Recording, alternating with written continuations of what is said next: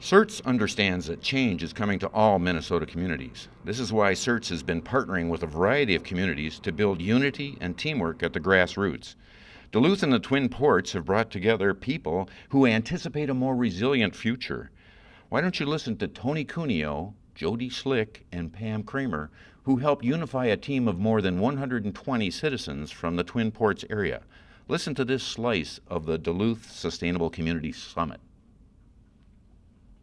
My name is Tony Cuneo. I'm co-executive director of the Zeppa Family Foundation and Duluth City Council. Great. Tony, could you tell us, how did you manage to get more than 120 people to get engaged and actually sit down and work on these problems that are being addressed at the summit today? Well, I think it's a message of opportunity. You know, there are changes that need to happen in our economy, whether it's living wages, you know, high unemployment numbers, or our environmental challenges. And so we know that change needs to happen, and we know that change will come.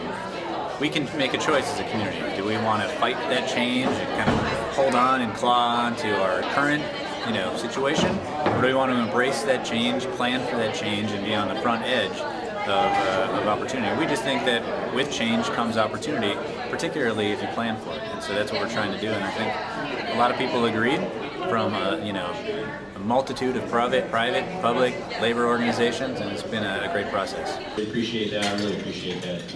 So thank you so much to those organizations. Thank you to our sponsors. I'm Pam Kramer. I'm the Executive Director of the Local Initiative Support Corporation in Duluth, and I was also a co-chair of the Green Job Strategies Task Force. And really, I think it shows that the community is ready to talk about this issue. This is a community that's interested in looking holistically at how do we build on our assets, how do we maintain our character, but also how do we address some of the tough issues like poverty, how do we address lack of employment opportunities, and making sure that this is a community where there's opportunity for everyone. So I think part of what happened is people wanted to be engaged in that discussion. We had a combination of people who viewed sustainability as environmental based, some people who saw that sustainability had to deal with jobs and economic development. And then there were others who were saying, let's look at how we weave all this together. So I guess the community was ready to get engaged in this process.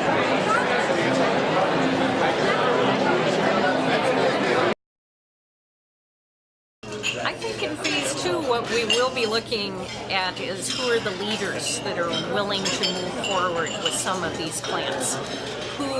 Where is there the possibility, again, of projects that are ready to go, and that we have some resources already identified, and leaders who can convene other people to go after funding, to go after policy changes, to bring other people together to take these ideas to a reality. The Duluth Energy Efficiency Program was an example of that we brought people around the table, identified that we could go to the state legislature and look for some federal energy grant funding, and that program is now a reality.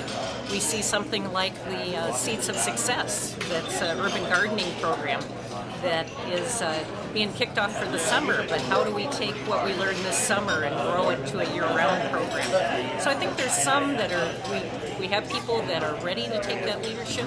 I think we need to communicate that we're looking for that and see what comes forward, and just keep building partnerships and looking for resources to implement. Duluth and the Twin Ports are working together to tap American teamwork. They're trying to build assets that their community will be able to use to provide more resilience and responsiveness in the 21st century. CERT hopes that you will build such assets for your community and your future. Please contact CERT or these Duluth partners. They manage to turn many organizations into the teamwork of 120 people, and as you saw in the video, reaching out to more than 500 citizens who also felt part of that unifying teamwork. We hope you can learn from this and challenge your own community so that you too will develop assets at Minnesota's grassroots.